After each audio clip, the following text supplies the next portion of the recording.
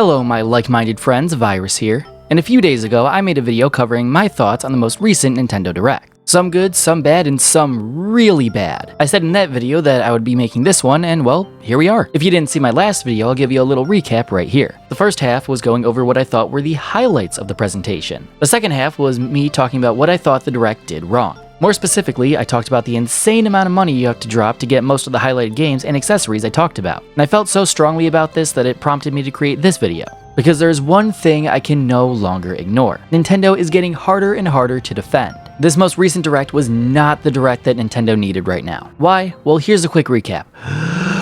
Mario Galaxy Collection on Switch is $70. Mario Tennis Fever is also $70. Mario Wonder Switch 2 Edition will most likely be 80 buckaroos. The Mario Galaxy Amiibo are $40 a pop. The Kirby Air Riders Amiibo are $50 a pop. DK Island and Emerald Rush are $20. The Pokemon Legends ZA DLC has been confirmed for $30. And the Virtual Boy accessory is $100.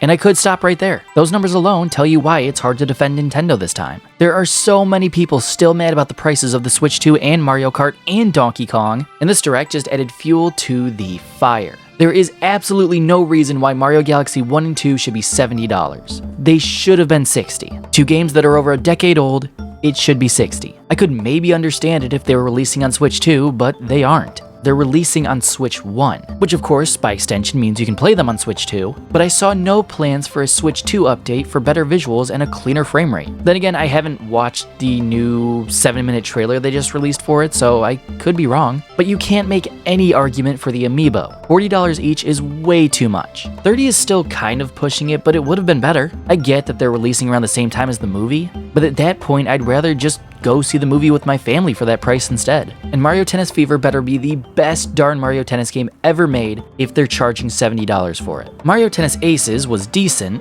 but there wasn't enough content to justify even a $60 price. I got my copy during Black Friday a few years back when they cut it down to like $30, which in my opinion is right around where it should have been priced in the first place. So if Mario Tennis Fever is just as lacking in terms of content and enjoyment, it definitely won't be $60, let alone $70. And I'm pretty sure that the Switch 2 edition of Super Mario Bros. Wonder is going to be $80. Why? Because the Switch 2 edition of Kirby and the Forgotten Land is also $80. And personally, I can't defend that either.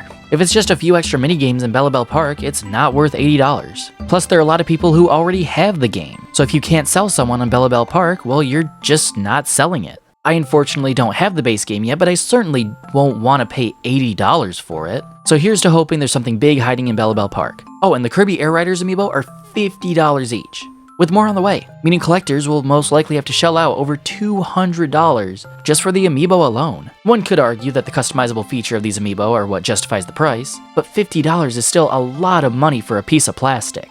But you want to know what might be worse? The Virtual Boy accessory is $100, and that is absolutely absurd. You're already paying $50 for the NSO expansion to gain access to Virtual Boy, and then you have to shell out another $100 for the accessory, because without it, apparently you can't play the games. Which it seems like they thought this one through a little more because there's a cardboard one as well, meaning if you can't afford the big premium peripheral, you have a cheaper option. But it's still $25 for the cardboard headset, and in some places it says $30, and I really hope that's not the final price. I don't like that the Virtual Boy is locked behind not only a premium paywall, but another paywall beyond that. But you know what I disliked most from this presentation?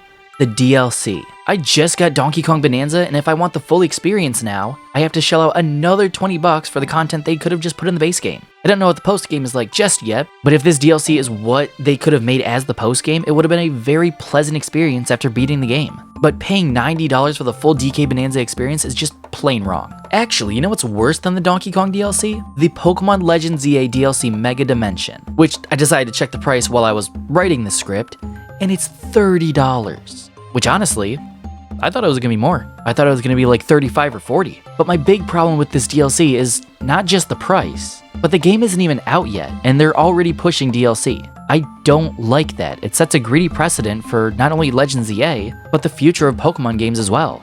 Yes, we've gotten DLC in the past for Pokemon games, and they've been pretty good, but we don't know what this Mega Dimension will be like. For all we know, it'll just be Mega Raichu X and Y, and maybe a small campaign for Hoopa. So now we just have to play the waiting game and see what it's like, and see if it's worth buying. So now that you're caught up to speed, you can see why it's so much harder to defend Nintendo. But as a Nintendo fan, I wish I could defend them.